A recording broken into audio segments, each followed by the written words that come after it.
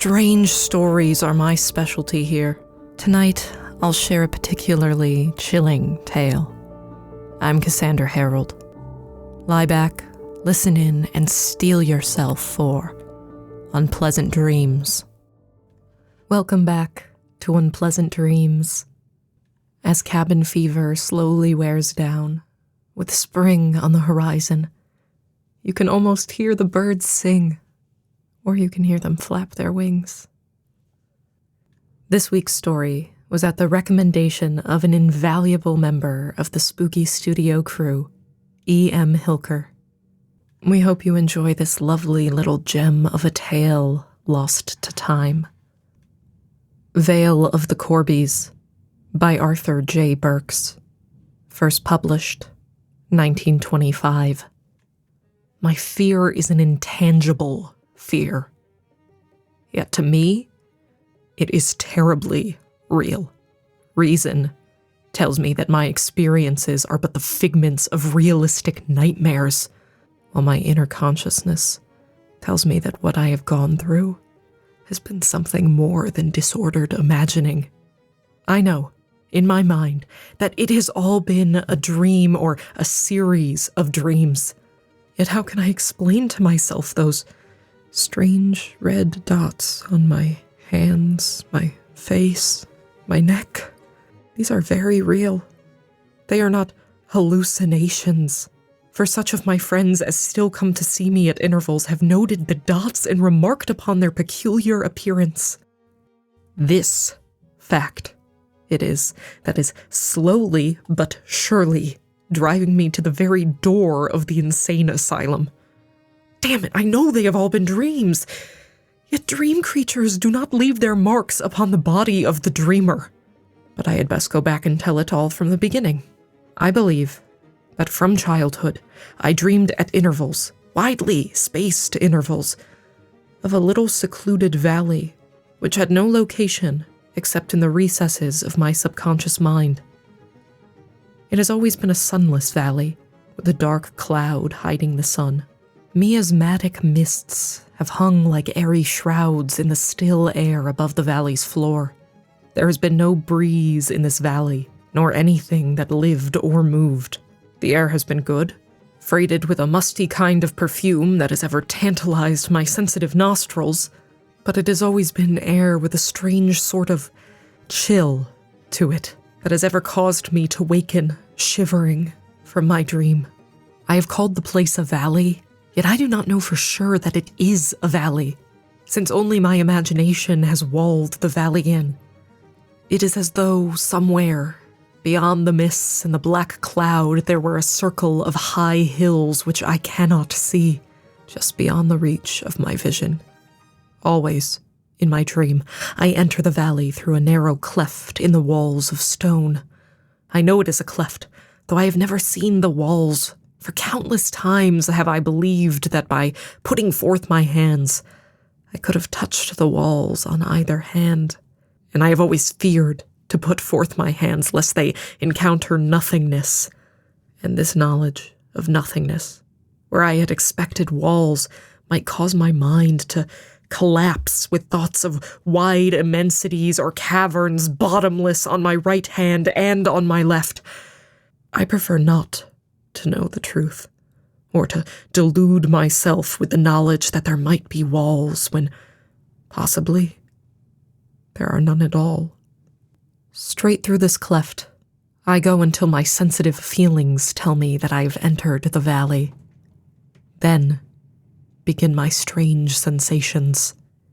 First, there is a terrible feeling of loneliness, a feeling of great space all about me, a sense of surrounding desolation which my eye cannot see, and over all, a silence that is as heavy as a giant's cloak upon the shoulders of a mere boy.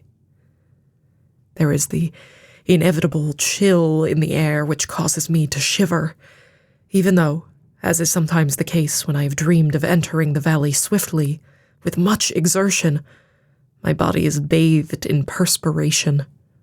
Quietly, lest I disturb the eerie atmosphere of the place, I seat myself, cross-legged upon the ground, and almost at once, the queer noises begin to be heard. Always, until a few weeks ago, the noises have been the same, never varying from dream to dream, which, during the passing of the years, have occurred so frequently that the dreams seem to blend into one long nightmare that has no end. What are the noises? They are the beating in the air about me of silken, invisible wings. Yet, until a few weeks ago, I had never seen the creatures whose wings I had heard. Out of the misty distances they come, those wings that whir in the air, those creatures that always swerve and dart hither and yon, ever just far enough within the mist that I cannot see the creatures themselves. When I remember hearing the wings the first time, I'm sure there was but one pair of them. Out of the mists, they came, whirring, and I heard them slap smartly as the creature who traveled upon them, sensing my presence perhaps, stayed its flight and darted back into the fog, only to return a few seconds later, slapping its wings together smartly ere it darted back and was lost. When the dream came again, and this time I was several months older, it was repeated in all its details as I have outlined it above, except that now there were two creatures instead of one. Distinctly, while I held my breath to listen, came the whirring of two pairs of wings. Still, the creatures were invisible, though I knew from the sound that they were probably identical in shape and kind. Out of the fog they would come, whirring, pausing while their wings beat a startled tattoo in the mists as their flight was stayed. For a number of times whose exact count I have long since forgotten, the dream was repeated at intervals, which, as I grew older, came closer and closer together. The details never varied, except in one particular.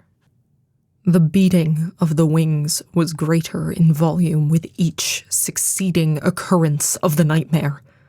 First, there had been one pair of wings, then two, then four, ever increasing in numbers until the air all about me, ever beyond my vision, was alive with invisible creatures whose wings whipped the air, caused the fog to swirl eerily, created a medley of noise that became a shortly continual sound of beating wings, as though the creatures were advancing from the mists in companies and battalions, in regiments and brigades. One group would rush upon me and retire, only to give place to another group, which charged me only to retreat. How many minutes, hours, or days I remained in the valley with its unseen walls, I have no way of computing. But this I know well. After the first time or two, the sound as of wings beating never paused from my entry to the valley until the dream ceased, and I awoke in my bed beneath the eaves at home, with a cold perspiration bathing my body clammily. And here is another weird circumstance. Even though I know in my dream that it is a dream, even though I know, as I travel through the cleft, what I shall experience when I have reached the valley at last, I am never able to cause myself to waken, nor am I able to cause the dream to change until it has gone through its usual conclusion. As I traverse the cleft, I try to stay my steps, try to face about and return, but find myself powerless to do so. Always I must go on until I have entered the valley and listened to the rustling and the beating of the invisible wings. Is it any wonder that I have come to fear the approach of nightfall? Is it any wonder that I watch the sun with dread as it slopes down the sky into the west? Is it any wonder that I walk the floor of my study until far into the night, fighting sleep until from very weariness I cease to struggle and my eyes close of their own accord? Is it any wonder that a fever has entered my blood, crimsoning my cheeks until I appear like a man far gone in consumption, until the flesh has shrunken on my face so that except for the roses of fever, my facial appearance is that of a cadaver. Too much worry and fear because of a tiresome nightmare, you say. A nightmare that comes because I fear that it will come, and so fearing bring on the very dream I dread. If it were only the beating of the wings. But many months have passed now since it was only the wings that frighted me. Months, did I say? Months it is. Yet it seems that whole years have passed. For one night, when I dreamed, straining my eyes to make out the creatures whose wings I heard, I saw a black blotch against the misty wraiths of the valley. A blotch no bigger than a man's head. The blotch was black, I say, blacker even than the raven tresses of midnight. Just a glimpse, it was. A glimpse that chilled me, even as the dread coldness of the valley had never done. For there was a definite shape to that black blotch, a shape that spelled to my disordered imagination but one thing. That of a vampire bat with death's head. I waited, my heart in my mouth, for the shape to show itself again. Shortly then, I saw it, and knew that the creature I saw was not the same which I had first glimpsed. The outline was the same, but there was an indefinable, inexplicable difference which told me that this second glimpse was of a different creature. Twin, perhaps, of the first. But why continue? Night after night, it was the same, until mingled with never-ending whirling of silken wings, I stared, mute, with a nameless fear, at a veritable wall of black, darting creatures, a wall that came toward me like a flock of blackness, like a sea of ebon smoke, a wall that was alive, that swirled and eddied, writhed and twisted, pouring in and over and down upon itself like heavy, opaque oil in ferment. Then came the other sound, a raucous croaking, which told me what manner of creature it was that showed such interest in me. These creatures were not bats, but birds of ebon blackness, birds that caused their wings to whir tirelessly, birds that increased with the speed of thought, birds that gave voice to raucous croakings that grated against the eardrums as the rasping of a file grates against an exposed nerve. The birds were corbies. The birds were ravens. But did the knowledge ease the feeling of tension which night by night seemed to clasp me the tighter? No, no, no. Imagine it, if you can. Try mentally to experience it but once. Then multiply that experience by all the countless times that I, dreaming my ever-recurring dream, entered the Vale of the Corbies and listened to the beating of their wings, to their perpetual croaking, and watched them writhe and twist in the air, so many in number that their evolutions made one think of a sea of plastic ebony. Do this, and you know why I fight the descent of sleep as I would fight the temptations of Satan.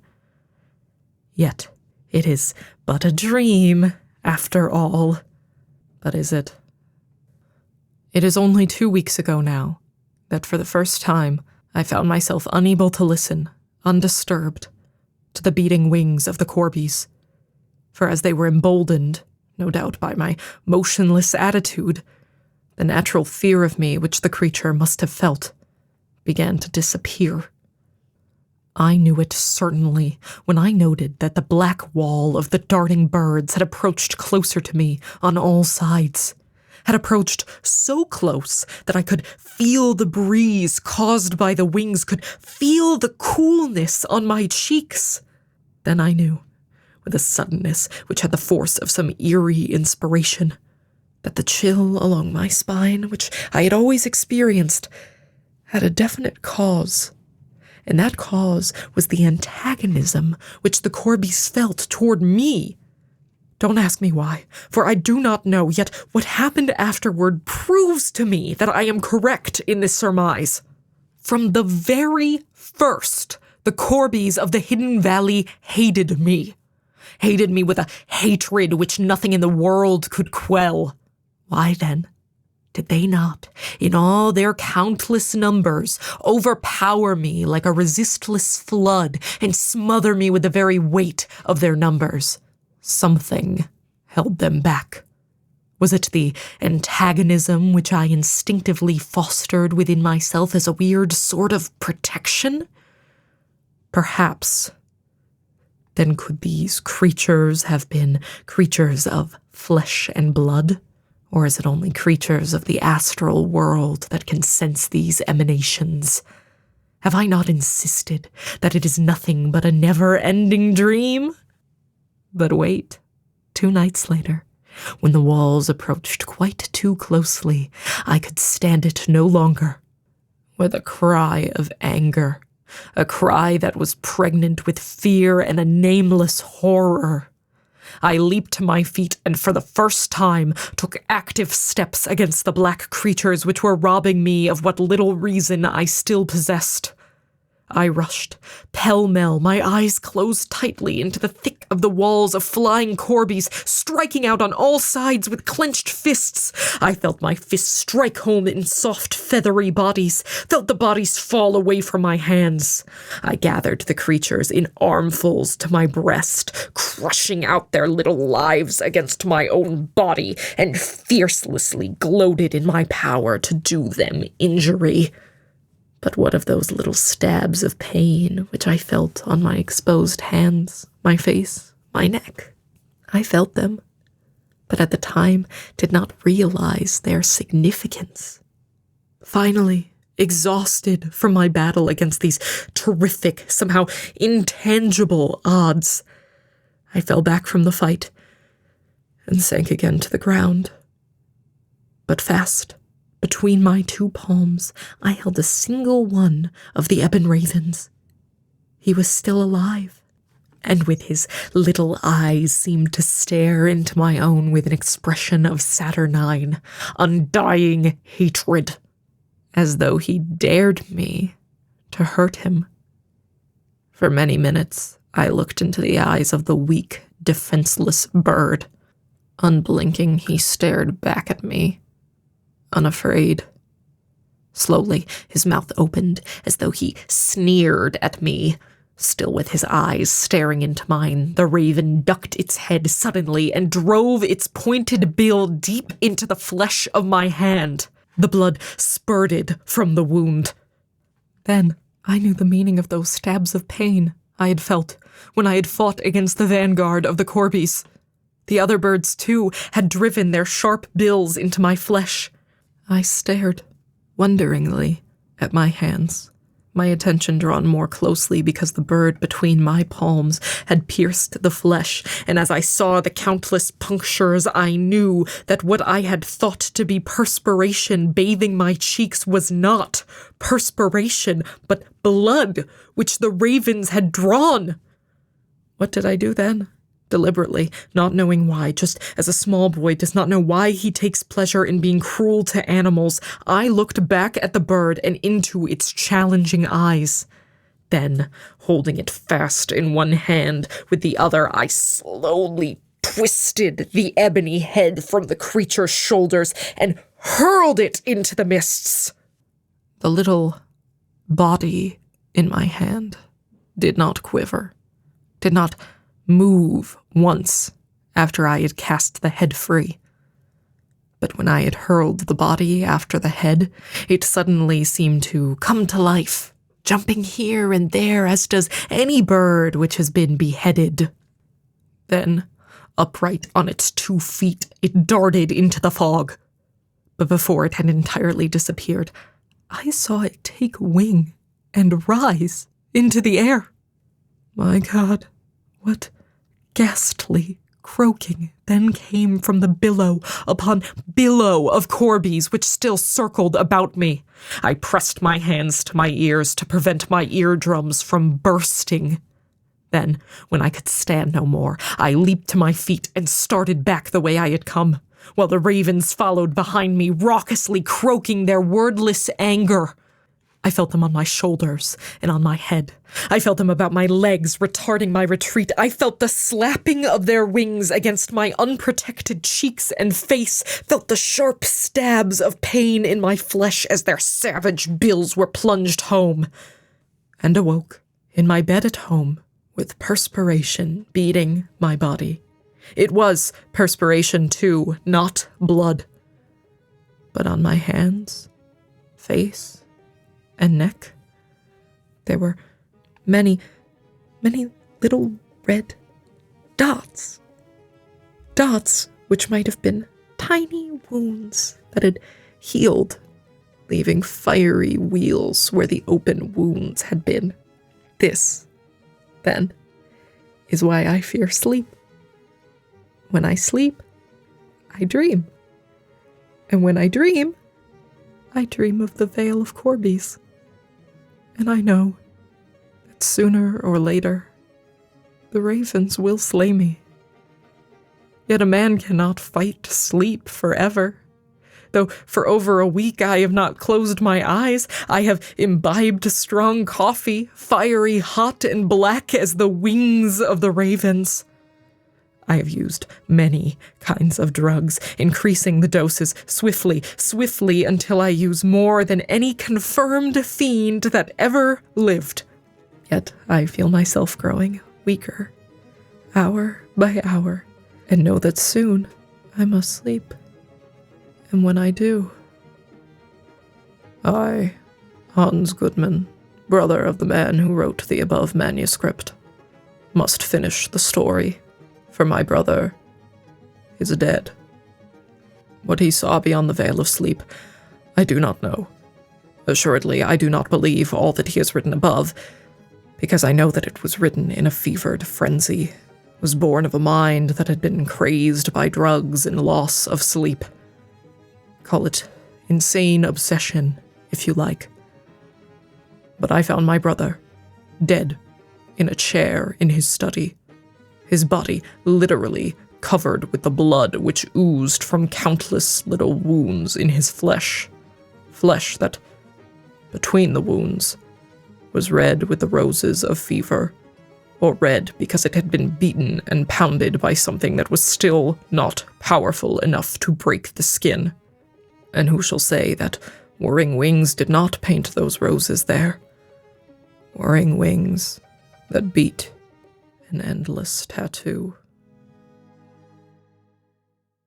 A list of sources for this episode can be found at unpleasantdreams.net in our show notes. Jim Harold is our executive producer. Unpleasant Dreams is a production of Jim Harold Media, LLC. And, despite our ominous tone, we hope all of your dreams are pleasant. We'll talk to you next time. Good night.